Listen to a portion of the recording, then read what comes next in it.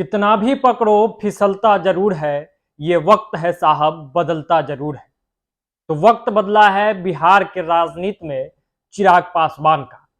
एक पल आपको याद होगा कि जैसे ही रामविलास पासवान की मृत्यु होती है, चिराग पासवान का पार्टी टूट जाता है। उनके साथ जितने भी सांसद थे, सभी सांसद उनका साथ छोड़ जाते हैं। यानी कि उनके अलावा जो 5 सांसद थे वो साथ छोड़ देते हैं। एक नई पार्टी बनती है, परिवार बिखर जाता है और तमाम तरह की चीजें होती है।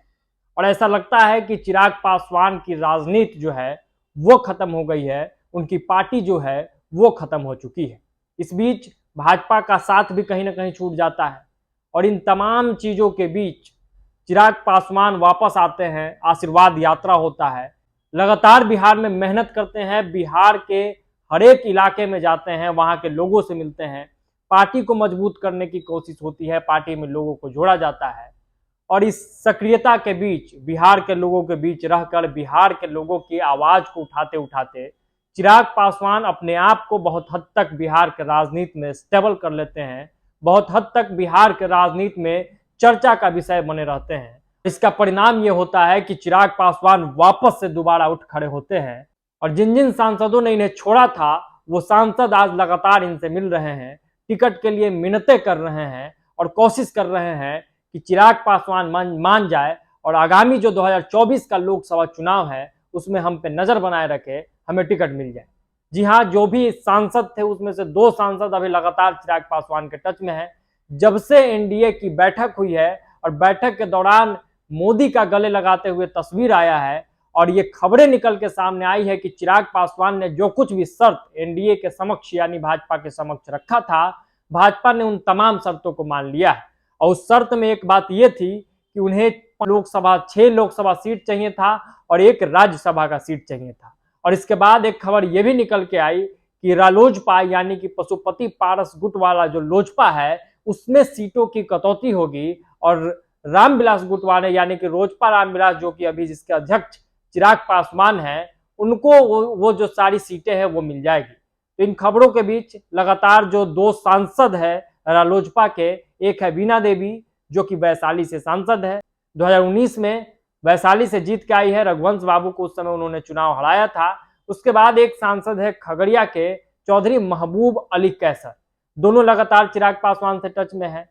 कहा यह जा रहा है और कई तस्वीरें भी निकल के सामने आई है जिस अनुसार लगभग बीते महीनों में 3 से 4 बार बीना देवी चिराग पासवान से मिल चुकी है। हाल ही में 2 मुलाकात दिल्ली में हुआ है, जिसमें एक मुलाकात 17 तारीख को हुई थी और एक मुलाकात मीटिंग के ठीक एक दिन बाद 19 तारीख को दिल्ली आवास पे ही बीना देवी और चिराग पासवान के बीच में हुई। लगभग घंटा 1.5 घंटा का ये पूरा मुलाकात था, जिसमें बीना देवी अपने बेटी के साथ गई हुई थी।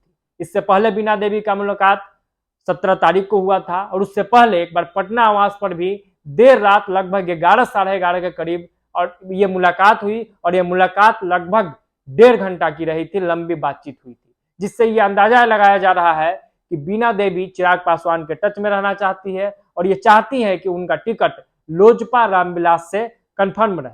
तो वहीं दूसरी ओर खगड़िया का जो सांसद है तो वह भी 2019 में लोजपा, जब पूरी ये पार्टी थी, जब रामविलास पासवान जिंदा थे, तब वो खगड़िया से बतौर सांसद चुन के आए हुए थे और इसके बाद वो भी लगातार चिराग पासवान से टच में है। उनकी भी 2-3 मुलाकातें हो चुकी है और लंबी मुलाकात हुई है। पटना आवास पे भी मुलाकात हुआ, दिल्ली आवास पे भी मुलाकात हुआ।